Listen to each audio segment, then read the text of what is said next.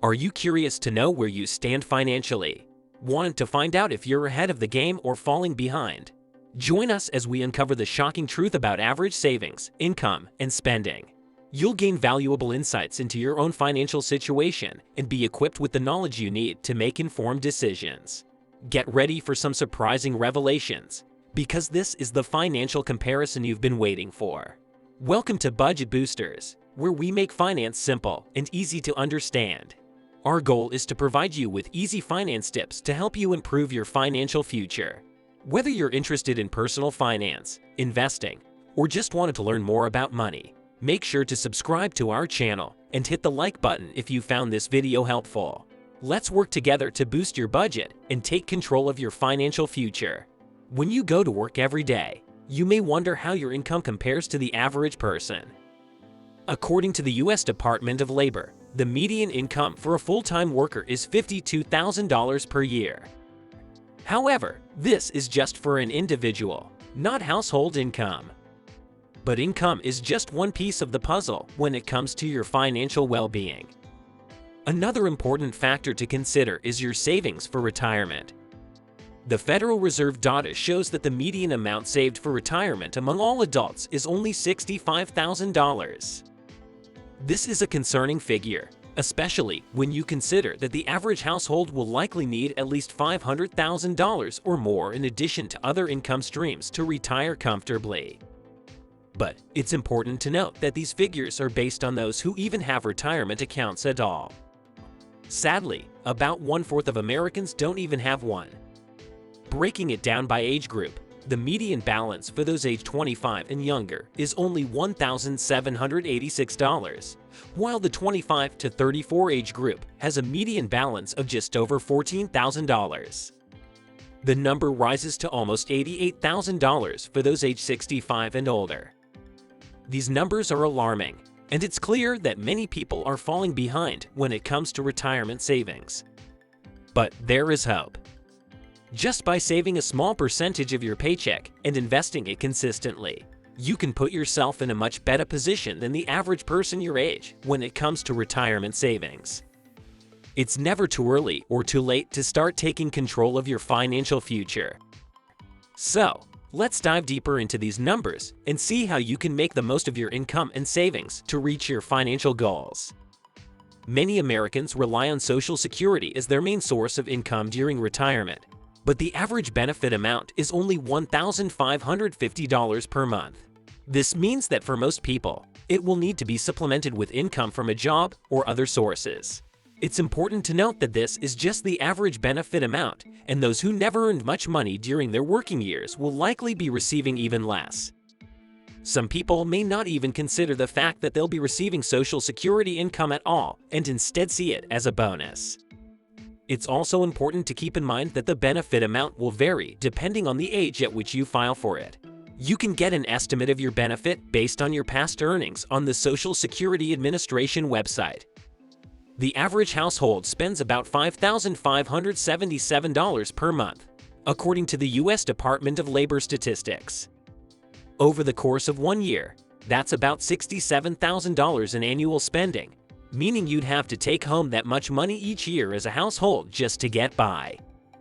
This figure covers everything from major costs like housing, transportation, and food, which commonly eat up a large percentage of the average budget. Credit scores can vary drastically, with a range from as low as 300 to as high as 850, and the average FICO score being surprisingly high at 715, according to Experian. Despite the fact that some people downplay the need for a good credit score, most people will benefit greatly by having a respectable number. A credit score impacts the mortgage rate you'd receive when you buy a home or rental property, the terms you receive for a car loan, and other forms of potentially low-interest debt. Lastly, it's worth mentioning that the average household has $9,260 in credit card debt, which can be a challenging type of debt to carry. The good news is that it's pretty easy to keep your credit score up, primarily by paying your bills on time and keeping your credit utilization ratio low. Carrying credit card debt can be a major problem, especially when it comes to the high interest rates that come with it. If you're paying 15%, 20%, or 25% interest rate on credit card debt. That far exceeds what you could typically earn by investing in the stock market. This completely counteracts any retirement investing you might be doing. Furthermore, credit cards encourage wasteful spending, meaning much of that debt is probably the result of overspending on things that weren't even needed, like clothes, electronics, small appliances, and random online purchases. These items carry little residual value. The solution to this problem is simple. Pay your balances in full every single month, and avoid buying anything you can't afford. Another option is to use a debit card instead. It's also a good idea to keep track of your net worth, so you can easily see progress as you build wealth. Net worth is an excellent way to check your financial well-being and determine strengths or weaknesses.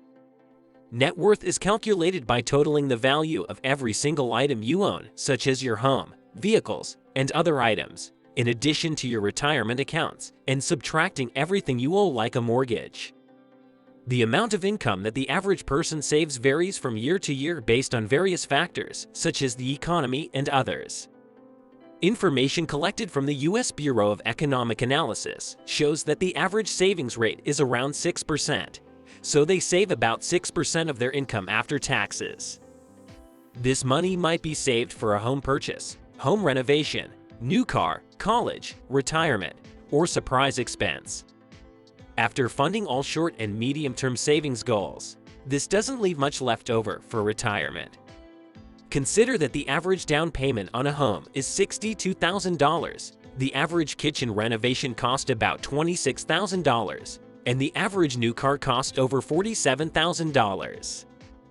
Experts suggest that people should be saving at least 10 to 15% of their income for retirement alone, and even more than that if your goal is to retire early.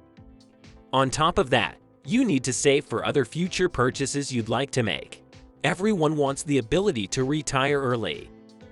You might be surprised to learn that the median net worth for households in the United States is about $122,000, according to the Federal Reserve.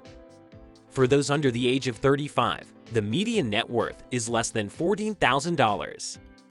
For the 35 to 44 age group, the median is $91,000. 45 to 54 is $168,000. 55 to 64 is $212,000. And 65 to 74 is $266,000. These net worth figures are easy to exceed with a reasonable income and some discipline. Many people dream of retiring early so they don't have to spend the majority of their time at work. However, according to Ramsey Solutions, the average retirement age is 61, despite the fact that most people can't even collect their full Social Security benefits until age 67. For more context, someone who reaches the age of 65 can expect to live another 19 to 21 and a half years, according to the Social Security Administration. Retiring in your early 60s means you've been in the workforce for about 4 full decades. For those who begin investing early, this amount of time gives them ample opportunity to earn compound interest. But will retiring at the age of 61 leave enough time for doing the things you actually enjoy?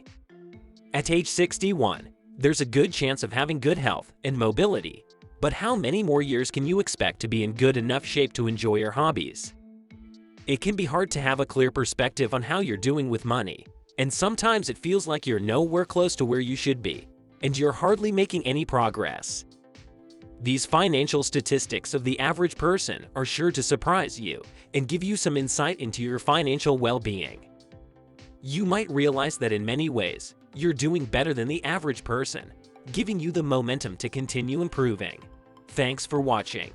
If you have any questions or wanted to learn more about finance, leave a comment.